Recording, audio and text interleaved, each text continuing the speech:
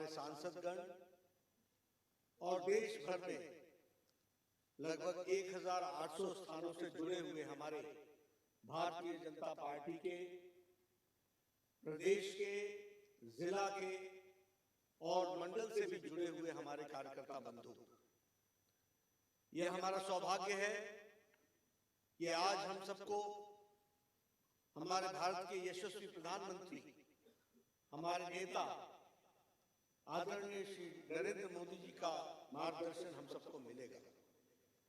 मैं अपनी ओर से, आप सबकी ओर से और जो लाखों कार्यकर्ता विभिन्न स्थानों से जुड़े हुए हैं, उन सब की ओर से आदरणीय प्रधानमंत्री जी का हार्दिक अभिनंदन करता हूं, स्वागत करता हूं।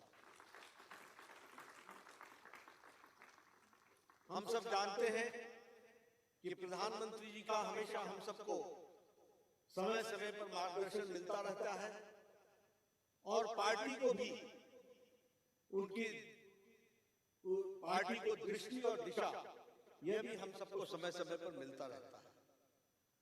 अमृतकाल आने वाले 25 वर्ष में आर्थिक दृष्टि से भारत की नींव रखने का ये जो संकल्प है, इस संकल्प को आदरणीय प्रधानमंत्री जी की ने जो सोच रखी और उसको एक अमली जामा पहनाकर कार्य रूप देने का जो प्रयास किया है, वह सच में देश को एक नई छलांग के साथ विकास की ओर ले जाएगा, यह हम सब लोग जानते हैं।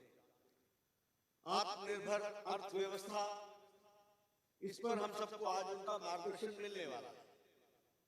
और वैसे भी प्रधानमंत्री जी का और उनकी रुचि पार्टी के प्रति हम सब लोग जानते हैं, हमेशा रही है। उन्होंने हमेशा पार्टी को दिशा देने में, मार्गदर्शन करने में उनका हमको हमेशा सहयोग मिलता रहा है। हम सबको याद है कोरोना काल में जब सारी पार्टियां लगभग एक तरीके से लुप्त हो गई थी, तो उस समय उनका मार्गदर्शन हम सबके लिए बहुत ही काम आया और उन्होंने हमको दिशा दी।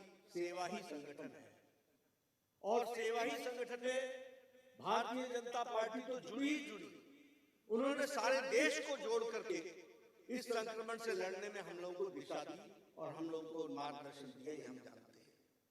वैसे ही समय समय पर आर्थिक दृष्टि से भी उनका मार्गदर्शन हम सबको मिलता रहता है।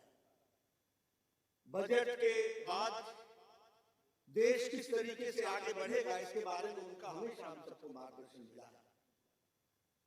उन्होंने 5 ट्रिलियन इकोनॉमी पर हम किस तरीके से आगे बढ़ रहे हैं, कोरोना के संक्रमण के बावजूद देश आगे बढ़ने के लिए अग्रसर है।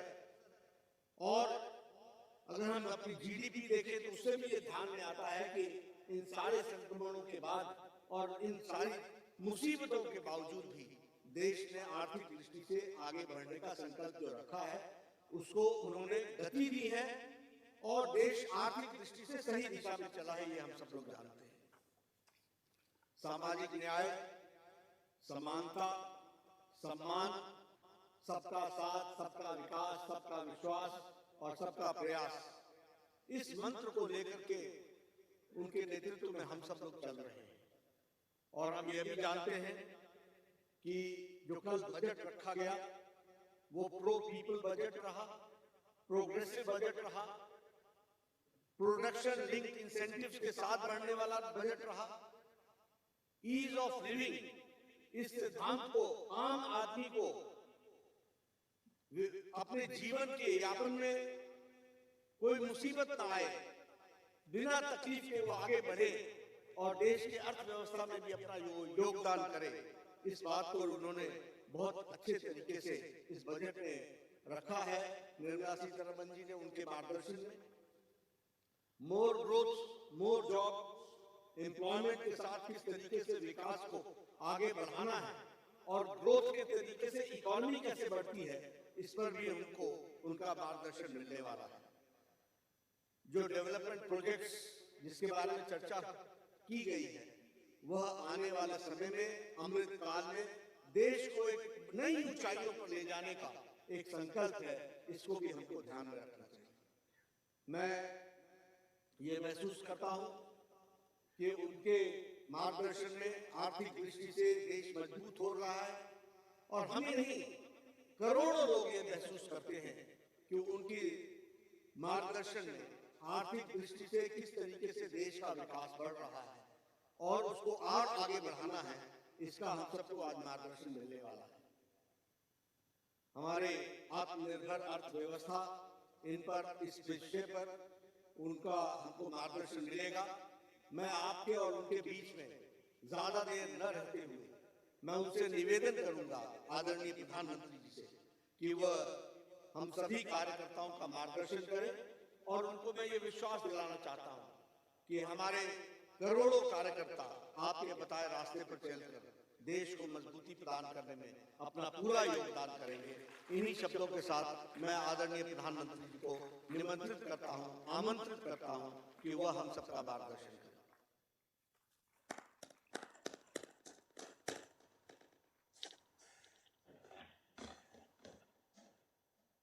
धन्यवाद आदरणीय अध्यक्ष जी। नमस्कार। देश भर से जुड़े भारतीय जनता पार्टी के सभी कार्यकर्ताओं का बहुत बहुत अभिवादन। मैं सबसे पहले तो हमारी पार्टी के राष्ट्रीय अध्यक्ष श्रीमान नड्डा जी का बहुत आभार व्यक्त करता हूं कि आज उन्होंने इस कार्यक्रम की रचना की और मुझे भी खास करके बजट की पीछे हमारी सोच क्या है वो पार्टी के कार्यकर्ताओं के सामने प्रस्तुत करने का अवसर दिया। वैसे कल निर्मला जी ने बहुत ही खूबसूरती से, बहुत ही अच्छे ढंग से और बड़ी कोशिश करके कम समय बजट के कुछ पहलुओं को हमारे सामने रखा। बजट स्पीच में पूरा बजट तो संभव नहीं होता क्योंकि बजट अपने आप में बहुत बड़ा दस्तावेज होता है, बहुत बारीकियां होती है और सदन में उन सब चीजों पे बोलना संभव भी नहीं होता है। मैं भी आज आपसे जो बात करूंगा वो भी शायद बजट का एक बहुत छोटा सा हिस्सा बोल पाऊंगा क्योंकि इसमें इतने विषय होते हैं, लेकिन जब विभागवार चर्चाएं होती हैं और ये साल भर का काम है उसको 1 घंटे में बता देना बड़ा कठिन होता है। फिर भी जब अध्यक्ष जी ने कहा कि इसके पीछे सरकार की सोच क्या है जरा आप बताएं तो अच्छा होगा, तो मैंने कहा ठीक है, पार्टी का आदेश मेरे सर आंखों पर है और आज लोकसभा भी दोपहर के बाद है, तो मैंने कहा ठीक है, अगर आज सुबह हम बात कर सकते हैं तो फिर इसलिए आज आपके बीच आने का मुझे मौका मिला है। साथियों, आज देश आजादी के 75वें वर्ष में है और इस समय 100 साल में आई सबसे बड़ी वैश्विक महामारी से आज हिंदुस्तान लड़ रहा है। कोरोना का ये कालखंड पूरी दुनिया के लिए अनेक चुनौतियां लेकर के आया है और एक प्रकार से दुनिया उस चौराहे पर आकर के खड़ी है जहां पर टर्निंग पॉइंट निश्चित है। आगे जो दुनिया हम देखने वाले हैं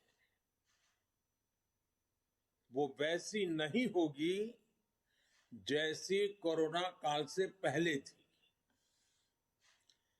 जैसे द्वितीय विश्व युद्ध के बाद, सेकंड वर्ल्ड वॉर के बाद पूरी दुनिया में बहुत बदलाव आए,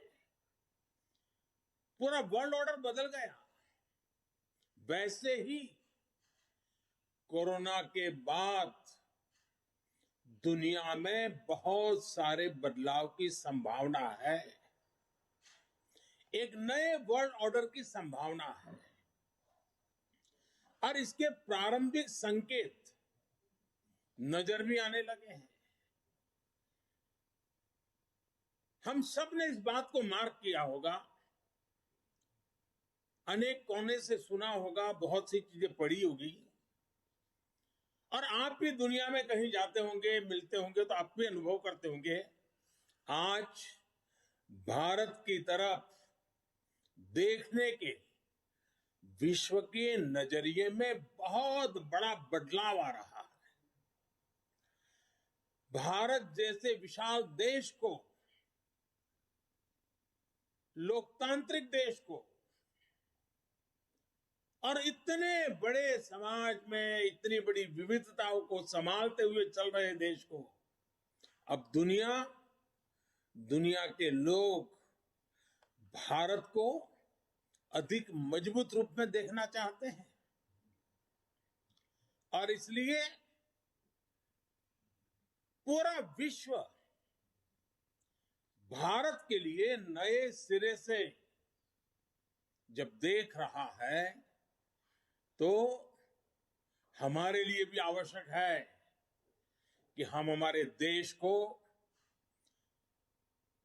तेज गति से आगे बढ़ाएं, अनेक विविध क्षेत्रों में बदलाव लाएं, मजबूती लाएं।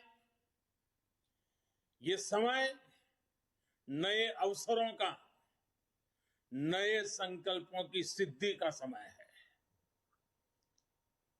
बहुत जरूरी है कि भारत आत्मनिर्भर बने, और आत्मनिर्भर तो बने ही, आत्मनिर्भर भारत की नींव पर एक आधुनिक भारत का निर्माण हो।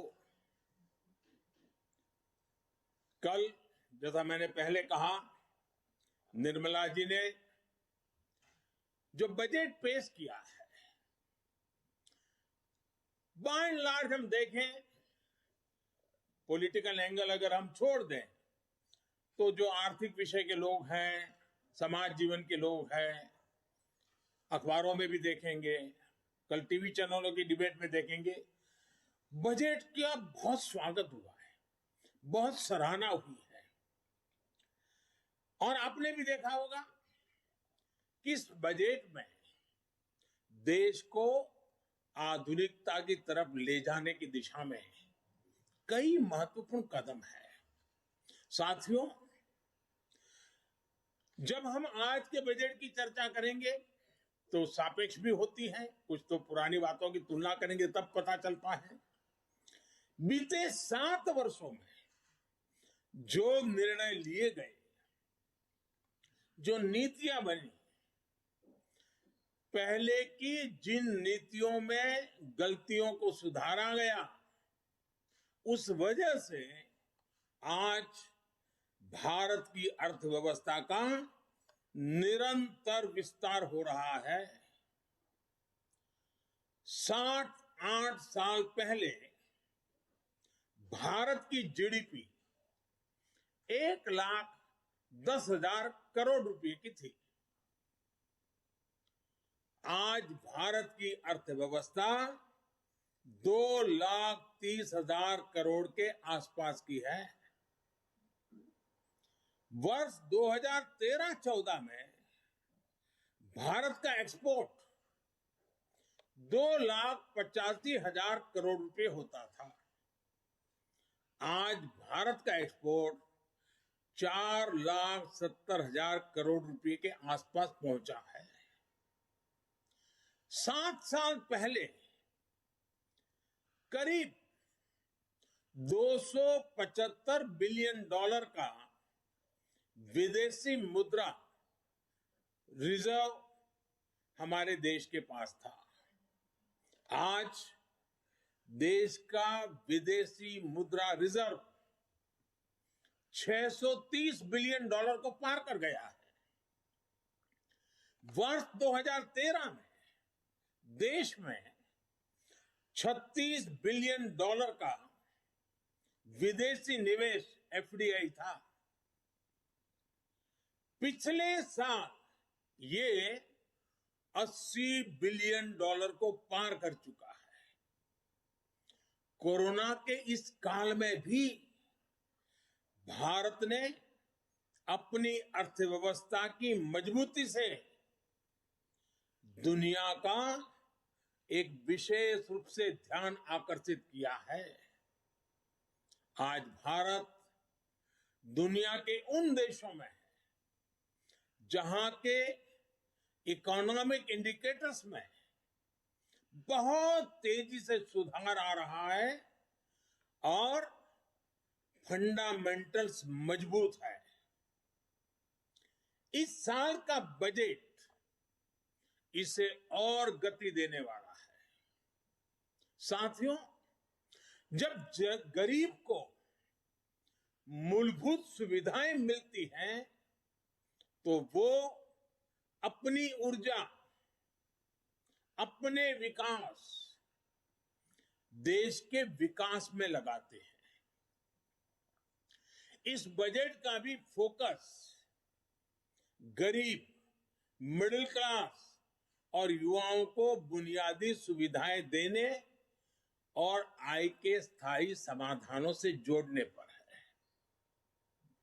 हमारी सरकार मूलभूत सुविधाओं के सैचुरेशन पर काम कर रही है और ये बात मैंने लाल किले पर से भी कही थी।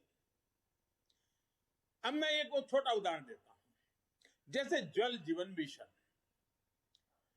अब हम हमेशा सुनते आए हैं, गांव में, घर में, समाज में, सरकार में, राजनेताओं में, सब में क्या सुनते हैं? हर कोई कहता है जल ही जीवन है। सुनना तो बहुत अच्छा लगता है, लेकिन ये भी सच्चाई है, पानी की दिक्कत, पानी की कमी, गरीब के जीवन की, महिलाओं के जीवन की सबसे बड़ी चुनौतियों में से एक है और आजादी के 75 साल के बाद भी है।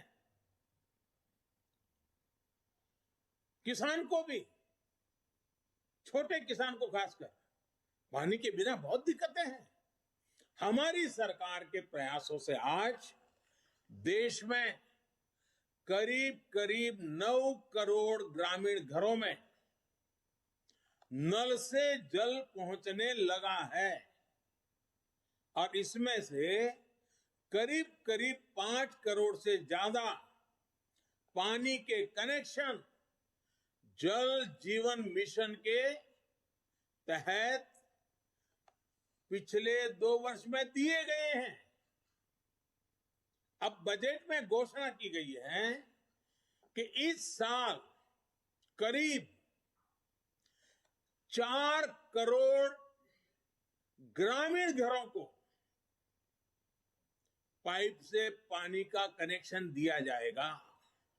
और जब ग्रामीण घर की बात आती है तो उसमें अधिकतम समाज किसानी से जुड़ा हुआ होता है, खेत के काम से जुड़ा हुआ होता है।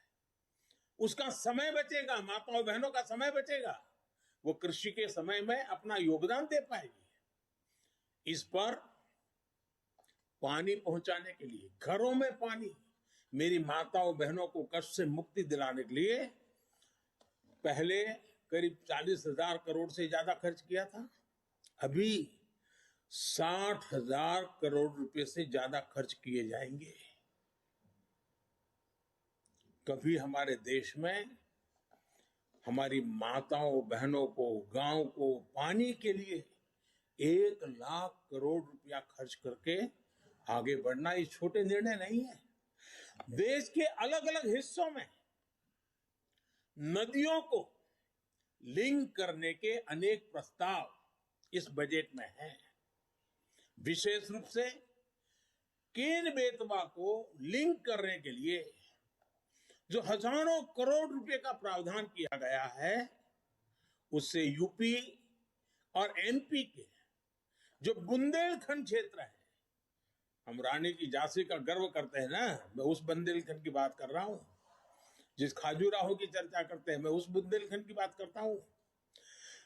वहां की तस्वीर बदलने वाली, पानी के अभाव में वहां के किसान के नौजवान बेटे रोजी रोटी के लिए कभी गुजरात, कभी महाराष्ट्र, केरल, तमिलनाडु तक जाना पड़ता है। ये केन बेतवा योजना किसान के जीवन में खेती में तो बदलाव लाएगी लाएगी, किसान के जीवन में बदलाव लाएगी। और इस योजना पर लगभग 44,000 करोड़ रुपए खर्च होंगे। मेरे किसान भाइयों बहनों के खेत में पानी पहुंचाने के लिए ये आधुनिक युग का एक भगीरथ काम है। अब बुंदेलखंड के खेतों में और हरियाली आएगी। जवान बेटों को शहर में झुग्गी झोपड़ी में रह करके मजदूरी में जिंदगी गुजारनी पड़ती है, वो खुले आसमान के नीचे अपने माँ बाप के साथ रह करके एक नई जिंदगी का प्रकरण लिखना शुरू कर सकते हैं। घरों में पर्याप्त पानी आए, खेत में पानी आए। साथियों, गरीब का बहुत बड़ा सपना उसका अपना घर भी होता है। इस साल के बजट में गरीबों के लिए 80 लाख पक्के घर बनाने की बात कही गई है और इस पर 48,000 करोड़ रुपए 48,000 करोड़ रुपए यानी करीब करीब 50,000 करोड़ रुपए से अधिक खर्च होंगे। गरीब से मुक्ति का ये भी एक गरीबी से मुक्ति होनी है। गरीब गरीबी से बाहर आना चाहता है। जब घर मिलता है ना, उसका एक हौसला बन जाता है। हम कभी गरीबों की ताकत जानते नहीं थे। सिर्फ गरीबों का राजनीतिक उपयोग करने वाले लोग बहुत हुए इस देश में। एक छोटा सा प्रयास, जनधन अकाउंट। गरीब को जब जनधन अकाउंट मिला ना, उसका स्वाभिमान जग गया और लाखों करोड़ रुपए की बचत में गरीब भी आगे आया है। अगर एक जनधन अकाउंट उसकी जिंदगी बदल सकता है, तो गरीब को जब छत मिले, गरीब को जब घर मिले, तब उसका जीवन कितना बदल जाता है, इसका हम देख करके बता सकते हैं।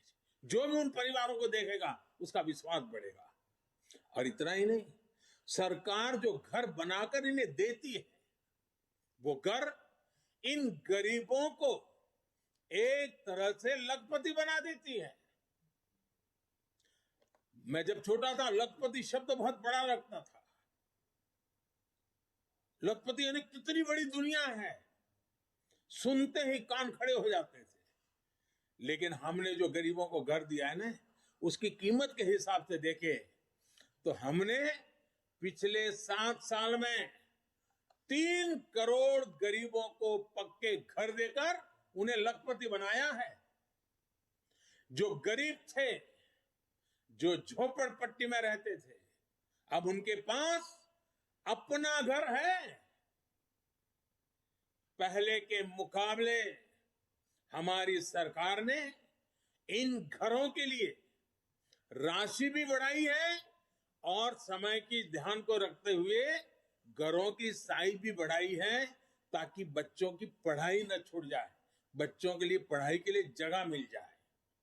बड़ी बात यह भी है कि इसमें से ज्यादातर घर महिलाओं के नाम पर भी है, यानी हमने महिलाओं को घर की मालकिन भी बनाया है। साथियों, हम सामाजिक न्याय के लिए तो हमेशा काम करते हैं और इसे अपना दायित्व समझते हैं। जैसे समाज की भलाई के लिए सामाजिक न्याय बहुत जरूरी है, वैसे ही देश की भलाई के लिए भी देश का संतुलित विकास भी जरूरी है। भारत जैसे देश में कोई क्षेत्र पिछड़ा रहे, कोई इलाका अविकसित रह जाए, ये ठीक नहीं है। और इसलिए हमने आकांक्षी जिला एस्पिरेशनल डिस्ट्रिक्ट अभियान शुरू किया था। इन जिलों में गरीब की शिक्षा के लिए, गरीब के स्वास्थ्य के लिए, गांव की सड़कों के लिए, बिजली पानी के लिए जो काम हुए, उसकी प्रशंसा संयुक्त राष्ट्र ने भी की है। अब इस बजट में घोषणा की गई है कि आकांक्षी जिलों में राज्यों के साथ मिलकर आकांक्षी ब्लॉक प्रोग्राम चलाया जाएगा, यानी उसे और नीचे ले जाया जाएगा, यानी विकास का लाभ आखिरी छोर तक पहुंचाने का एक वैज्ञानिक तरीका है और धन का सदुपयोग करने का, संसाधनों का ऑप्टिमम यूटिलाइजेशन करने का और फोकस एक्टिविटी करने का एक रास्ता है। ग्रामीण क्षेत्रों में ब्लॉक स्तर पर जरूरी सुविधाएं पहुंचे, इस पर सरकार का जोर है। साथियों, राष्ट्र की सुरक्षा के लिए हमारी सेनाएं, एयरफोर्स हो, नेवी हो, आर्मी हो, हमारे जवान दिन रात डटे रहते हैं, जान की बाजी लगा देते हैं। लेकिन यह भी सच्चाई है कि हमारे सेना के जवान जो सीमा पर तैनात है, हमारे सुरक्षा बल के जवान जो सीमा पर तैनात है, उनको वो सीमावर्ती जो गांव है ना, वो भी एक प्रकार से किले का काम करते हैं और उन सीमावर्ती गांवों का देशभक्ति का जज्बा भी अद्भुत होता है। अभावों के बीच, संकटों के बीच, मुसीबतों के बीच सीमा पर रहने वाले छोटे गांव के लोग दिन रात देश की रक्षा के लिए सजग रहते हैं।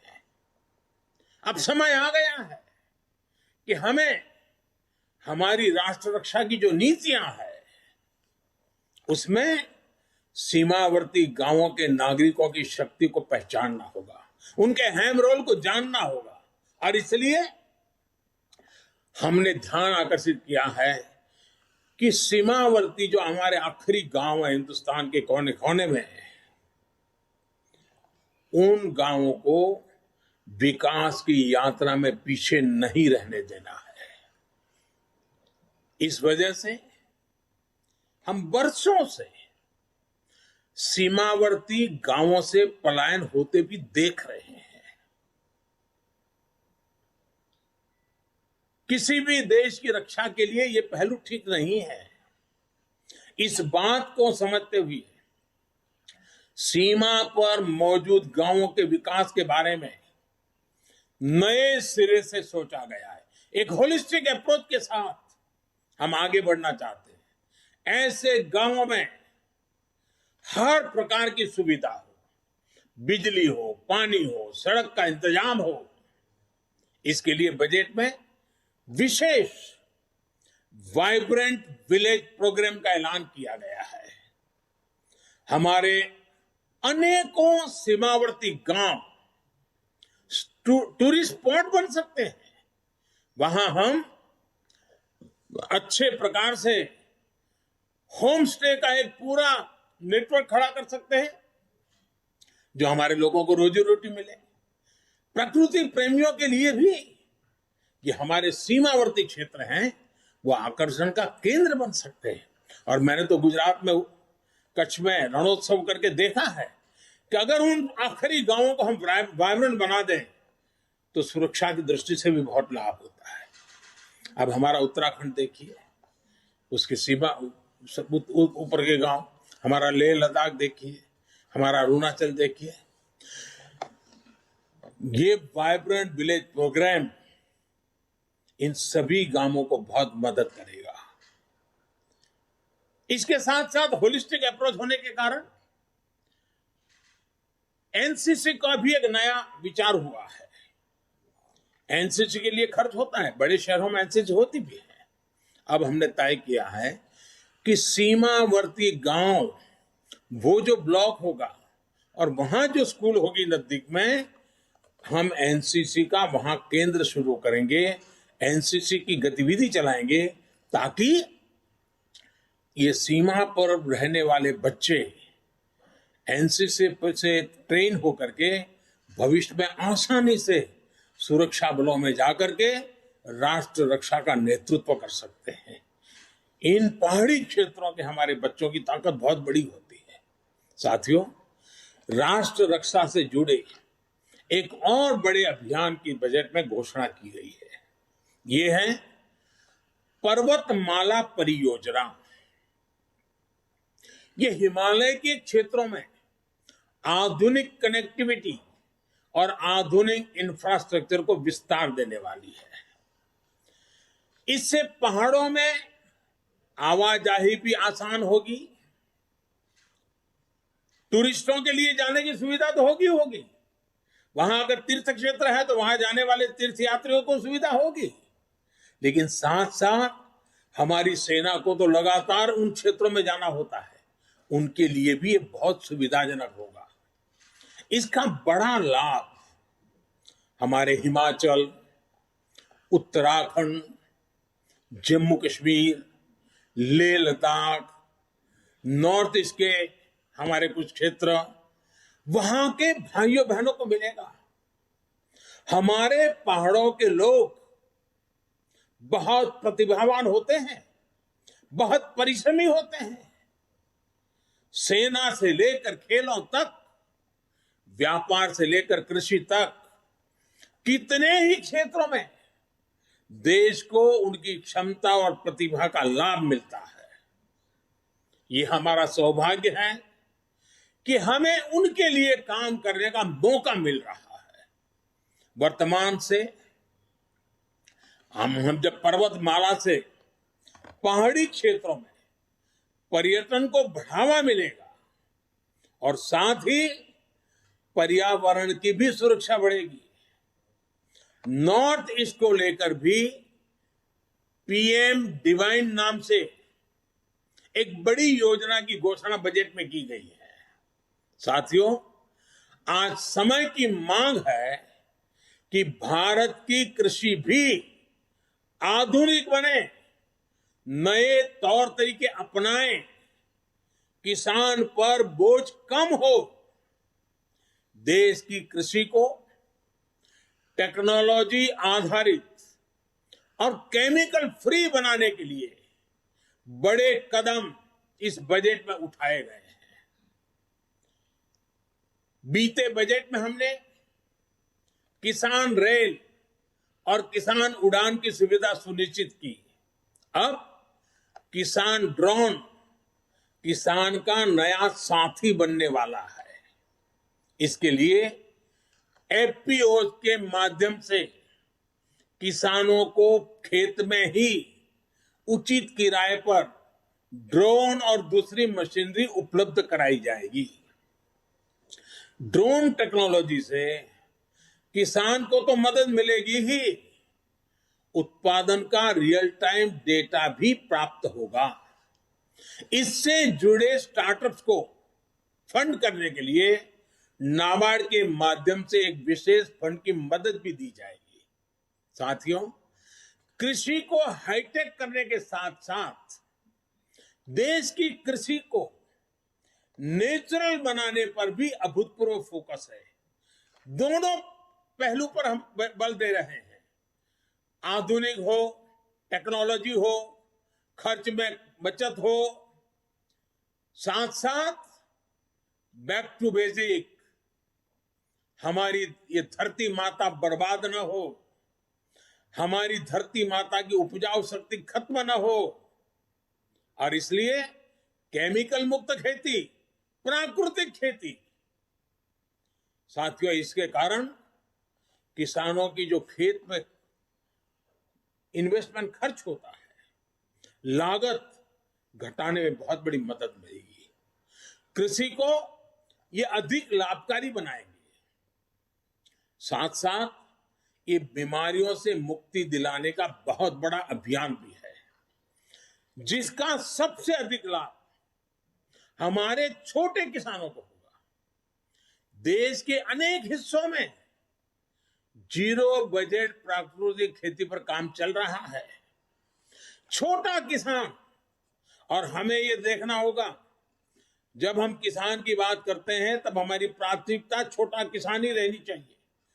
80-85% हमारे छोटे किसान हैं, अगर एक बार हमारा छोटा किसान मजबूत बनता है, ताकतवर बनता है, देश की ग्रामीण जीवन बदल जाता है। और इसलिए हमने इस पर बहुत ध्यान केंद्रित किया है।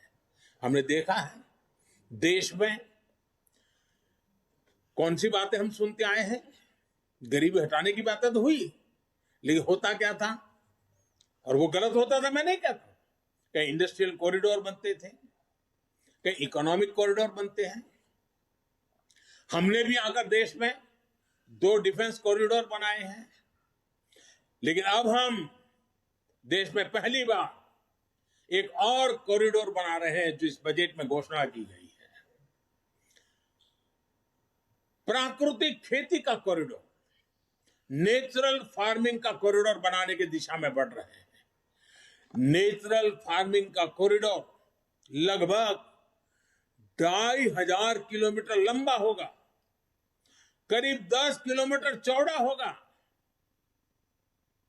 और पहले चरण में उत्तराखंड, उत्तर प्रदेश, बिहार, झारखंड और पश्चिम बंगाल में मां गंगा के किनारे 5-5 किलोमीटर चौड़ा, दोनों तरफ 5-5 किलोमीटर नेचुरल फार्मिंग का एक कॉरिडोर तैयार किया जाएगा।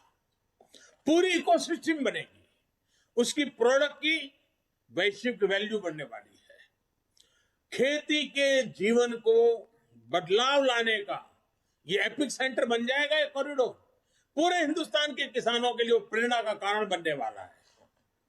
और इन सारे कारणों से जो हमारा गंगा स्वच्छता अभियान चल रहा है, उसमें एक बड़ी मदद मिलेगी। क्योंकि खेत में जो केमिकल उपयोग होता है, जब बारिश आती है तो केमिकल का काफी हिस्सा बह करके पानी में जाता है, नदी में जाता है। 5-5 किलोमीटर प्राकृतिक खेती जब होगी, केमिकल फ्री खेती होगी, ऑर्गेनिक उत्पाद होंगे, तो वो जो केमिकल का प्रवाह गंगा जी में आता था वो भी बंद होगा, मां गंगा भी शुद्ध होगी। एक प्रकार से मां गंगा जी का बजट का कुछ हिस्सा भी किसानों के काम आएगा। और ऑर्गेनिक उत्पाद की आज बाजार में कीमत बहुत बड़ी है, दुनिया में मांग है, और भारत विश्व के कृषि बाजार में बड़ी ताकत के साथ जाने का रास्ता ऑर्गेनिक खेती है। साथियों, सरकार द्वारा मोटे अनाज, मिलेट्स को प्रोत्साहन दिया जा रहा है। और हमें न भूलें कि हमारा जो छोटा किसान है, उसमें से अधिकतम किसान हमारे, या हमारे जो आदिवासी भाई बहन जो किसान है, या हमारे गांव में किसी दलित के पास अगर जमीन है, वो छोटा किसान है, वो मोटा अनाज ही उनको पैदा किए बिना कोई चारा नहीं होता, क्योंकि बाकी कुछ सुविधाएं नहीं होती। दलित और आदिवासी किसान साथी अगर एग्रो फॉरेस्ट्री और प्राइवेट फॉरेस्ट्री अपनाना चाहते हैं, तो उनके लिए भी विशेष मदद का प्रोविजन किया गया है। साथियों, अनाज के साथ साथ हम देखिए कृषि प्रधान देश है। जय जवान जय किसान इस मंत्र ने हमें ताकत दी है, लेकिन ये भी सच्चाई है कि आज हमारा देश 80,000 लाख करोड़ रुपए का तेल, खाने का तेल बाहर से लाना पड़ रहा है, क्योंकि हमारी आदतें बदलना दी है। पुरानी सरकारों ने ऐसे निर्णय किए कि हम आयाती तेल पर निर्भर हो गए। उसी प्रकार से पल्सीज, हमारे यहां जो वेजिटेरियन सोसाइटी है, उसको प्रोटीन के लिए, कुपोषण के लिए लड़ाई लड़ने में हमारे लिए पल्सीज की बहुत, दाल है, मूंग है, उड़द है, चना है, इसकी बहुत जरूरत होती है। अब हमारे लिए आवश्यक है कि हम खाने के तेल में आत्मनिर्भर कैसे बने, हम दाल, पल्सीज में आत्मनिर्भर कैसे बने। और इसलिए खाने के तेल में आत्मनिर्भरता के लिए एक राष्ट्रीय मिशन अभी अभी देश में प्रारंभ किया गया है। और हर साल जो लाखों करोड़ रुपए हम खाद्य तेल खरीदने के लिए विदेश भेजते हैं, वो पैसे मेरे देश के किसानों के व्यय जाए, जो खेती में पसीना बहाने वाला हमारा किसान है उसके नसीब में आए, उसलिए हम योजनाओं पर बल दे रहे हैं। अन्नदाता को ऊर्जादाता बनाने का भी एक बहुत बड़ा अभियान निरंतर चल रहा है, जिसके माध्यम से खेत में ही सोलार पैनल लगाने के लिए मदद दी जा रही है। आदिवासी किसानों को भी वनोपज से अधिक लाभ हो, इसके लिए बड़े स्तर पर वन धन योजना सफलता के साथ चल रही है और बजट से उसको बल भी दिया जा रहा है। साथियों, सरकार ने हमेशा किसानों के हित में हर जरूरी कदम उठाए। अब आप देखिए, बजट में रिन्यूएबल एनर्जी का खर्चा पड़ेगा, लेकिन उसमें एक महत्वपूर्ण खर्चा है किसानों के लिए सोलर पंप। अगर सोलर पंप हम सबसे ज्यादा किसानों के पहुंचाएंगे, सूर्य शक्ति से चलने वाला पंप, किसानों को रात को जागना नहीं पड़ेगा, दिन में ही अपने खेती कर लेगा, पानी पहुंचा देगा, शाम को परिवार के साथ अपना समय बिता पाएगा और उसका खर्च भी कम हो जाएगा। इसके लिए भी सोलर पंप का बहुत बड़ा बजट हमारे किसानों तक हम पहुंचा रहे हैं।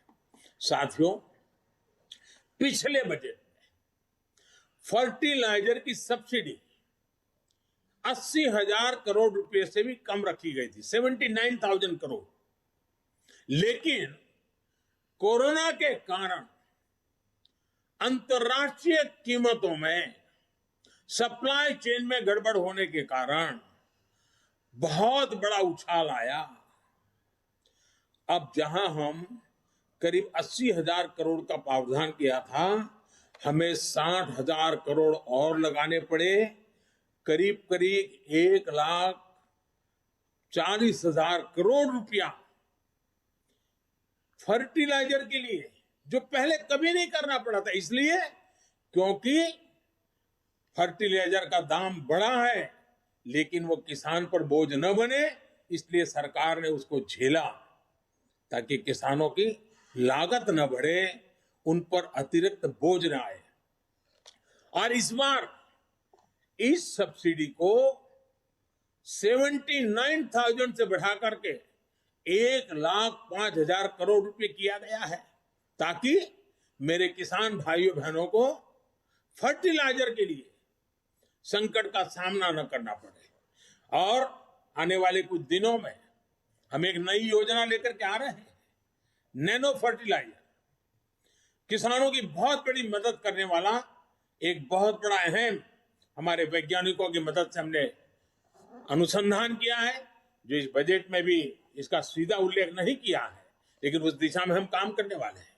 इसी प्रकार एमएसपी को लेकर भी अनेक प्रकार की बातें फैलाई गई है, लेकिन हमारी सरकार ने बीते सालों में एमएसपी पर रिकॉर्ड खरीद की है। सिर्फ धान की ही बात करें, धान की, जो सीधे सीधे छोटे किसान की जिंदगी से जुड़ा हुआ है, और छोटे किसान की खेती जेब के लिए नहीं, जीवन के लिए होती है।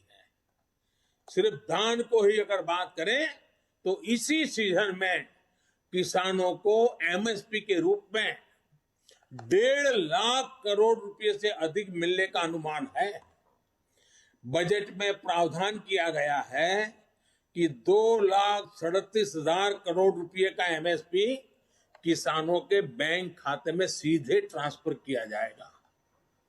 इस साल के बजट में पीएम किसान सम्मान निधि के तहत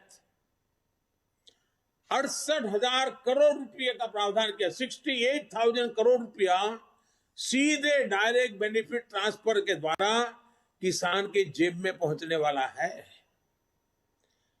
और ये राशि भी पिछले साल की अपेक्षा ज्यादा है। इसका लाभ भी देश के 11 करोड़ से अधिक किसानों को होगा, और छोटे किसान के लिए तो ये रकम बहुत बड़ी होती है, उसको खेती में कुछ करने के लिए हिम्मत देती है। हमारे ग्रामीण क्षेत्र को, हमारे किसानों को बेहतर सड़कों का भी विशेष लाभ मिलने वाला है। प्रधानमंत्री ग्राम सड़क योजना का बजट पिछले वर्ष की तुलना में 36% बढ़ाया गया है। वहीं रेलवे भी छोटे किसानों की मदद के लिए विशेष प्रावधान करने वाली है। साथियों, नए संकल्प लेना, उन्हें पूरा करने और पूरा करने के लिए जी जान से जुट जाना युवाओं की स्वाभाविक प्रवृत्ति होती है। भाजपा युवा आकांक्षाओं और युवा सपनों को समझती है। ये इस बजट में भी स्पष्ट रूप से दिखता है। इस बजट में स्टार्टअप्स के लिए टैक्स बेनिफिट को आगे बढ़ाया गया है। युवा इनोवेशन, रिसर्च एंड डेवलपमेंट को लेकर जितने भी प्रावधान इस बजट में किए गए हैं, वो युवाओं को इनोवेट करने के लिए प्रोत्साहित करेंगे। मैंने खेती में जिस ड्रोन टेक्नोलॉजी की पहले चर्चा की, वो भी एग्रीटेक स्टार्टअप्स को प्रोत्साहन देगा। डिफेंस के क्षेत्र में स्टार्टअप्स हो या फिर डिजिटल करेंसी जैसे प्रावधानों से फिनटेक से जुड़े स्टार्टअप, ये युवाओं के लिए अनंत संभावनाएं बनाने वाले हैं। और स्टार्टअप की विशेषता है, स्टार्टअप जॉब क्रिएटर भी होते हैं। साथियों, युवाओं को शिक्षा और स्किल के बेहतर अवसर देने के लिए बीते सालों में टेक्नोलॉजी का दायरा निरंतर बढ़ाया गया है। इस बजट में इसको विस्तार देते हुए पहली डिजिटल यूनिवर्सिटी बनाने का फैसला किया गया है। इससे गरीब के गरीब बच्चों को भी अपनी रोजी रोटी कमाते हुए भी अगर इस यूनिवर्सिटी से कोई छोटे मोटे कोर्सेज करने हैं तो वो आराम से कर लेगा और उसको क्वालिटी एजुकेशन उपलब्ध होगा। सरकार ने इस बार के बजट में स्पोर्ट्स को भी बहुत तवज्जो दी है और काफी वृद्धि की है। और हम ये न भूलें कि स्पोर्ट्स के क्षेत्र में अधिकतम हमारे किसान के बच्चे ही आते हैं। किसान के परिवार की ही वो आन बान शान बन रहे हैं। खेलो इंडिया अभियान के बजट को भी बढ़ाया गया है। स्पोर्ट्स का बजट पिछले 7 सालों में 3 गुना से भी ज्यादा बढ़ा है। इसका भी लाभ हमारे युवा साथियों को होगा। साथियों, आपने पोस्ट ऑफिस से जुड़ी अहम घोषणा की बजट भाषण में सुनी होगी। अब पोस्ट ऑफिस के खातों में भी बैंकों की तरह ही mobile banking, internet banking, ATM और ऑनलाइन फंड ट्रांसफर की सुविधा मिल पाएगी। अभी देश में 1.5 लाख से अधिक पोस्ट ऑफिस हैं, जिसमें से अधिकतर गांवों में है। पोस्ट ऑफिस में जिनके सुकन्या समृद्धि अकाउंट और पीपीएफ अकाउंट है, उनको भी अब अपनी किस्त जमा करने पोस्ट ऑफिस जाने की जरूरत नहीं है। अब वो सीधे अपने बैंक अकाउंट से ऑनलाइन ट्रांसफर कर पाएंगे। इससे गांवों में रहने वाले किसानों, मजदूरों, वरिष्ठ नागरिकों, महिलाओं को विशेष रूप से बहुत सुविधा होगी। और हम जानते हैं, हमने एक पूरे देश का किसानों के लिए डिजिटल मार्केट प्लेटफॉर्म खड़ा किया है, ई-नाम। अब ई-नाम योजना के तहत जो किसान कारोबार करता है, उसको भी अपनी फसल बेचने के सारा कारोबार पोस्ट ऑफिस में ही बैंकिंग व्यवस्था होने के कारण बहुत आसानी से मेरा किसान अपना कारोबार कर लेगा। साथियों, आज सस्ता और तेज इंटरनेट भारत की पहचान बन चुका है। बहुत जल्द सभी गांव तक ऑप्टिकल फाइबर कनेक्टिविटी पूरी होगी।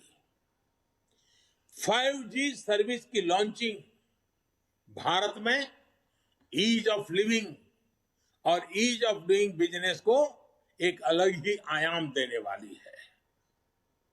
इससे सिर्फ इंटरनेट ही तेज नहीं होगा, डेटा स्पीड ही नहीं बढ़ेगी, बल्कि रिमोट सर्जरी के लेकर स्मार्ट ट्रांसपोर्टेशन तक, अगर ड्रोन से मुझे दूर सुदूर पहाड़ के कोई फल फूल अगर नजदीक में शहर लाना है तो ड्रोन से उठा करके आराम से ले आ पाऊंगा।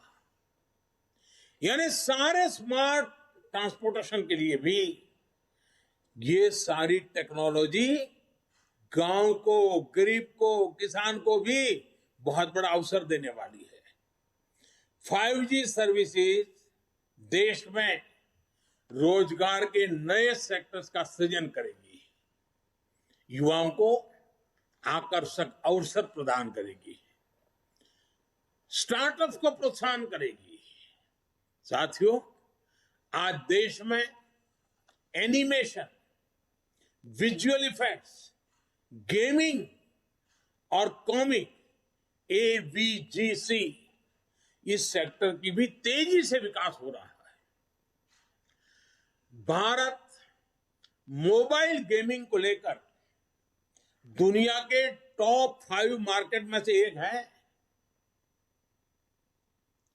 आकलन है कि आने वाले 2 सालों में यह सेक्टर 3 लाख करोड़ रुपए का हो जाएगा।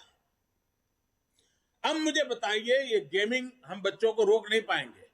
परिवार में बच्चा मोबाइल फोन पर गेम खेल रहा है, नहीं रोक पाएंगे। लेकिन क्या हमारे बच्चे विदेशों से खर्च करके आई हुई गेम से खेलेंगे कि हिंदुस्तान भी कुछ करेगा? और इसलिए हमारे देश की प्रतिभा को मौका मिले, इनोवेट करने का अवसर मिले। इस सेक्टर में क्रिएट इन इंडिया और ब्रांड इंडिया को सशक्त करने का भरपूर पोटेंशियल है। भारत को ग्लोबल गेम डेवलपर्स और गेमिंग सर्विस का हब बनाने के लिए इस बजट में एक टास्क फोर्स के गठन की बात की गई है। साथियों, आज के अखबारों में सेंट्रल बैंक डिजिटल करेंसी की भी काफी चर्चा है। इससे डिजिटल इकोनॉमी को बहुत बल मिलेगा। ये डिजिटल रुपया अभी जो हमारी फिजिकल करेंसी है उसी की तरह डिजिटल स्वरूप लेकर के RBI द्वारा ही उसको पूरी तरह कंट्रोल किया जाएगा, मॉनिटर किया जाएगा, उसका विस्तार किया जाए। और ये ऐसी व्यवस्था होगी जिससे फिजिकल करेंसी से एक्सचेंज भी किया जा सकेगा। जैसे कोई आपको डिजिटल रुपये में पे करेगा तो आप उसको कैश में बदल पाएंगे। Digital payment, online payment, retail payment ज्यादा सुरक्षित होगा, रिस्क फ्री होगा। इससे ग्लोबल डिजिटल पेमेंट सिस्टम के निर्माण में भी आसानी होगी। ये डिजिटल रुपया फिनटेक से जुड़े सेक्टर को अनेक अवसर देगा। इससे कैश को प्रिंट करने, हैंडल करने, डिस्ट्रीब्यूट करने में जो बोझ पड़ता है वो भी कम होगा।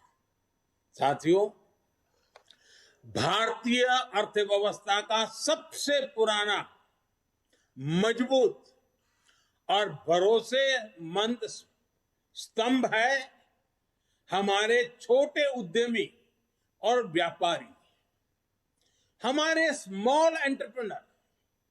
हमारी सरकार MSMEs को मजबूत बनाने के लिए निरंतर प्रयास कर रही है। कोरोना काल में हमने छोटे उद्यमियों को ध्यान में रखते हुए इमरजेंसी क्रेडिट गारंटी स्कीम शुरू की थी। एसबीआई के अध्ययन में ये बात सामने आई है कि इस योजना से एमएसएमई सेक्टर में लगभग 1.5 करोड़ नौकरियां सुरक्षित हुई हैं और करीब 6 करोड़ लोगों की जीविका सुरक्षित हुई है। इसी तरह पीएलआई स्कीम का उदाहरण भी हमारे सामने है। इसके परिणाम भी देश देख रहा है। भारत आज मोबाइल मैन्युफैक्चरिंग के क्षेत्र में दुनिया का उभरता हुआ केंद्र बन रहा है। ऑटोमोबाइल और बैटरी के क्षेत्र में भी पीएलआई स्कीम के इसी तरह उत्साहवर्धक परिणाम मिल रहे हैं। जब देश में इतने बड़े स्तर पर मैन्युफैक्चरिंग होगी तो एमएसएमई का एक नया इकोसिस्टम खड़ा होगा। एमएसएमई को कई क्षेत्रों में नए ऑर्डर्स मिलेंगे, नए अवसर पैदा होंगे। मैं एक छोटा सा उदाहरण देता हूं आपको, सिर्फ रक्षा मंत्रालय का। देखिए, रक्षा मंत्रालय आज उत्तर प्रदेश में और तमिलनाडु में डिफेंस कॉरिडोर विकसित कर रहा है। इस बजट में हमने 68%, 68% कैपिटल प्रोक्योरमेंट, जो कुछ भी खरीदी करनी है, घरेलू खरीद के लिए निर्धारित किया है। इस बजट में से यहीं से लेना पड़ेगा। हर साल हजारों करोड़ रुपए के रक्षा उपकरण देश के भीतर से ही खरीदे जाएंगे। मैं वोकल फॉर लोकल जो बात करता हूं ना, वो यहां भी ले आए हैं हम। इससे हमारी हजारों एमएसएमईज को ही सबसे ज्यादा फायदा होगा। साथियों, इस बार बजट में एक बात जो सबसे खास और सबसे अलग है, वो है पब्लिक इन्वेस्टमेंट। ये कितना बड़ा कदम है और इसका असर कितना बड़ा होगा, इस बात का अनुमान आप इससे लगा सकते हैं कि वर्ष 2013-14 में, हमारे आने से पहले 7 साल पहले, पब्लिक इन्वेस्टमेंट सिर्फ 1,87,000 करोड़ का था, 1,87,000। इस बजट में ये 7,50,000 करोड़ रुपए का रखा गया है। यानी यूपीए सरकार की तुलना में 4 गुना ज्यादा। सरकार जब इतना बड़ा खर्च करेगी तो इस पैसे से क्या होगा? इससे देश में और ज्यादा निवेश आएगा और ज्यादा आधुनिक इंफ्रास्ट्रक्चर का विस्तार होगा। इस साथ साथ लोहा बेचने वाला, लोहा बाजार में काम करने वाला, सीमेंट बेचने वाला, सीमेंट बाजार में काम करने वाला, इस प्रकार के निर्माण कार्यों से जिनकी स्किल है उस नौजवान, यानी कितनी बड़ी इकोनॉमी की एक बड़ी एक दूसरे को इफेक्ट पॉजिटिव खड़ी होती है। और नौकरियों के लिए तो अनेक दरवाजे खुल जाते हैं। साथियों, इसके कारण देश के लिए पूंजी तैयार होगी, सामान्य मानवी का जीवन आसान भी होगा और बेहतर भी होगा। ये सब कैसे होगा, ये समझने के लिए आप अपनी सरकार के 7 साल के काम को समझिए। 2014 में देश में 90,000 किलोमीटर नेशनल हाईवे थे। ये 90,000 किलोमीटर हाईवे पिछले 70 साल में बने थे, जबकि हमने पिछले 7 सालों में ही 50,000 किलोमीटर नेशनल हाईवे बनाए हैं। पीएम गति शक्ति मास्टर प्लान के तहत देश में हजारों किलोमीटर के नए हाईवे और बनाएंगे। इससे न केवल शहरों से लेकर गांवों और कस्बों तक बेहतर कनेक्टिविटी होगी, बल्कि इससे देश के हर कोने में इंडस्ट्री भी पहुंचेगी। इससे हर सेक्टर में लाखों नए रोजगार भी पैदा होंगे। और हम जानते हैं एक जमाना था जहां नदी जाती थी, जहां पानी होता था, उसके नजदीक में गांव बसते थे। फिर समय बदलता गया और अब जहां हाईवेज है, इंफ्रास्ट्रक्चर है, इंटरनेट है, वहां लोग बसते हैं। इस बदलते हुए युग को हमें समझना होगा और इससे ये जो रचना हो रही है वो लॉजिस्टिक सपोर्ट के लिए बहुत बड़ी ताकत हो जाती है। आज अगर हमारे देश में कोई उत्पाद विदेश भेजनी है, मानो फल सब्जी हमारा किसान भेजना चाहता है, लेकिन अगर 6 दिन तक वो ट्रैवलिंग करता रहेगा तो कौन खरीदेगा? ये रोड रास्ते अच्छे बनेंगे तो किसान की पैदावार भी बहुत ही कम समय में अपने गंतव्य स्थान पर पहुंचाएगी और उसके कारण उसको जो आर्थिक नुकसान होता है वो भी बच जाएगा। इतना ही नहीं, इन सब कारणों के गति शक्ति के प्रोजेक्ट के कारण रियल एस्टेट सेक्टर में भी बहुत बड़ी गति मिलने वाला है। इसी तरह देश में 4 जगह पर मल्टी मॉडल लॉजिस्टिक पार्क भी बनाए जाएंगे। मल्टी मॉडल लॉजिस्टिक फैसिलिटीज के लिए 100 पीएम गति शक्ति कार्गो टर्मिनल भी विकसित किए जाएंगे। 100 पीएम गति शक्ति कार्गो, सोचिए आप। इससे उद्योगों और व्यापारों के लिए भी किसी भी चीज के लाने जाने में लगने में वाला समय कम होगा और भारत से निर्यात बढ़ाने में मदद मिलेगी। और जब निर्यात बढ़ता है तो उत्पादन और आमदनी बढ़ती है, रोजगार के अवसर बढ़ते हैं। साथियों, एक ऐसा बजट है जो देश में शहरीकरण से जुड़ी चुनौतियों को भी सीधे एड्रेस करता है। ये हमारे शहरी ही जहां नियो मिडिल क्लासेस और मिडिल क्लास की बड़ी संख्या में रहता है और देश के विकास में महत्वपूर्ण योगदान देता है। बिजनेस हो, स्पोर्ट्स हो, म्यूजिक हो, स्टार्टअप्स हो, कोई भी क्षेत्र लीजिए, टियर 2 और टियर 3 शहरों का टैलेंट आज निखर कर सामने आ रहा है। बाबा साहब आम्बेडकर भी शहरीकरण के, शहरों में इंफ्रास्ट्रक्चर पर फोकस के बहुत बड़े पक्षधर थे। बीते 7 सालों में देश के शहरों को आधुनिक बनाने पर जो जोर हमने दिया है उसको इस बजट में नया आयाम दिया गया है।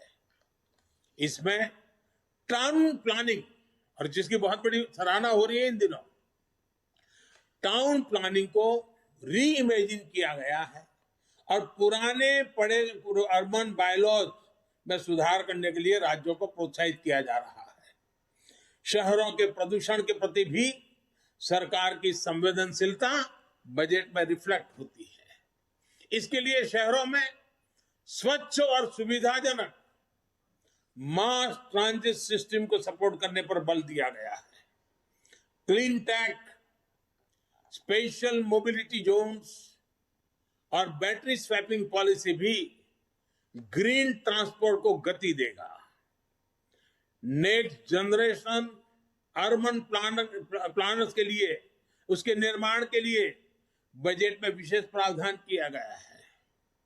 बेहतर घर, बेहतर रोड, बेहतर मास ट्रांसपोर्टेशन सिस्टम, बेहतर स्कूल, शहरों में ईज ऑफ लिविंग को बढ़ाएगा। साथियों, ये बजट ना सिर्फ ग्रीन ग्रोथ सुनिश्चित करेगा बल्कि ये ग्रीन जॉब को भी जनरेट करेगा और एक बहुत बड़ा विशाल क्षेत्र ग्रीन जॉब्स के लिए इंतजार कर रहा है। इसलिए इस बजट को भी कई लोगों ने ग्रीन बजट कहा है। देश में ग्रीन इंफ्रास्ट्रक्चर को फंड करने के लिए सॉवरेन ग्रीन बॉन्ड जारी किए जाएंगे। इसी प्रकार हाई एफिशिएंसी मॉड्यूल्स देश में ही तैयार करने के लिए पीएलआई स्कीम में 20,000 करोड़ रुपए की अतिरिक्त फंडिंग की घोषणा की गई है। थर्मल पावर प्लांट्स में बायोमास पैलेट्स का प्रयोग कार्बन डाइऑक्साइड एमिशन को तो कम करेगा ही, लेकिन इसमें हमारे किसान को, हमारे पशुपालक को अतिरिक्त आय भी होगी और इससे पराली जलाने की घटनाओं में भी कमी आएगी। साथियों, देश के नागरिकों पर भरोसा हमारी सरकार की बहुत बड़ी खूबी है। ये भरोसा हमारी नीतियों में भी साफ दिखता है और बजट में भी साफ दिख रहा है। अब अगर किसी को इनकम टैक्स रिटर्न भरने में कोई गलती हो जाती है, कोई कंप्यूटर एरर हो जाता है, प्रिंटिंग एरर हो जाता है, तो वो 2 साल के भीतर भी सरकार में जाकर के कह सकता है कि मेरी ये गलती हो गई थी, मैं इसको ठीक करना चाहता हूं, तो बिना लाग लपेट के वो ठीक हो जाएगी। इसी तरह पहले अगर आपको अपनी कंपनी बंद करनी होती थी, हमारे देश में कंपनी बंद करने में भी मेहनत होती है, 2-2, 4-4 साल लग जाते थे। हमने तय किया अगर कोई अपना कारोबार बंद करना चाहता है तो वो 2 साल से समय घटा करके 6 महीने के भीतर भीतर कर दिया गया है। सरमार्ग में जहां जहां भी परमिशन लेनी हो 6 महीने के भीतर कर देनी होगी। इस महामारी के समय भी हमारी सरकार ने छोटे उद्यमियों की लोन की गारंटी खुद ली। यह भी हमारे भरोसे को दिखाता है। हमें भरोसा था भारत के छोटे मोटे हमारे उद्योगकार व्यापारियों पर और इसलिए सरकार ने गारंटी ली। अब इस बजट में इस योजना को, क्योंकि हमारे व्यापारियों ने, हमारे उद्योगकारों ने सकारात्मक रिस्पॉन्स दिया और इसके कारण उसका सही अनुभव देखते हुए उसको और मजबूत किया गया है और उसको विस्तार भी दिया गया है। इन 7 सालों में हमने 25,000 गैर जरूरी, ये समझने जैसा है, 25,000 गैर जरूरी कंप्लायंसेस को खत्म किया है। यानी आए दिन ये जानकारी लाओ, ये फॉर्म भरो, फलाना नाम लाओ, डिग्री सर्टिफिकेट लाओ, हर बार सरकार लोगों से मांगती रहती थी। 25,000 हमने निकाले हैं और मैंने राज्य सरकारों से भी आग्रह किया है कि वे भी खोजें, बिना कारण जनता को कहां कहां तकलीफ हो रही है, हटाओ इन चीजों को। इतना ही नहीं, भारत की संसद में करीब करीब 1500 गैर जरूरी और पुराने कानूनों को भी खत्म कर दिया गया है। इसी भरोसे की बुनियाद पर सरकार ईज ऑफ डूइंग बिजनेस 2.0 अभियान भी शुरू करने जा रही है। साथियों, हम सभी ने बीते 2 सालों में 100 साल के इस सबसे बड़े संकट का बहुत बहादुरी के साथ सामना किया है। जैसा मैंने शुरू में कहा कि 7-8 साल पहले भारत की जीडीपी जो 110 लाख करोड़ से भी कम थी, वो आज 230 लाख करोड़ के आसपास ले आए हैं। हमारे फंडामेंटल्स मजबूत हैं, दिशा सही है और गति तेज है। एक भारतीय होने के नाते, भाजपा का कार्यकर्ता होने के नाते हमें इस बात का गर्व है कि हमने जनता जनार्दन की सेवा में कोई कोर कसर बाकी नहीं रखी है। देश की जनता हमारे ईमानदार प्रयासों को समझती है। सच्चे हृदय से जिस सेवा भाव में हम जुटे हैं उसको भी देश समझता है। अब ये हम सभी कार्यकर्ताओं का दायित्व है कि सरकार की योजनाओं के बारे में लोगों को ज्यादा से ज्यादा जागरूक करें, बजट के बारे में भी लोगों को ज्यादा से ज्यादा जागरूक करें और बजट का लाभ नीचे तक पहुंचे, उसमें भी स्थान स्थान पर लोगों को जागरूक करने का प्रयास करें। मुझे जैसे देश की जनता पर भरोसा है, वैसे ही आप सब कार्यकर्ताओं पर भी भरपूर भरोसा है। सालों से आपके साथ कंधे से कंधा मिलाकर काम करके आया हूं,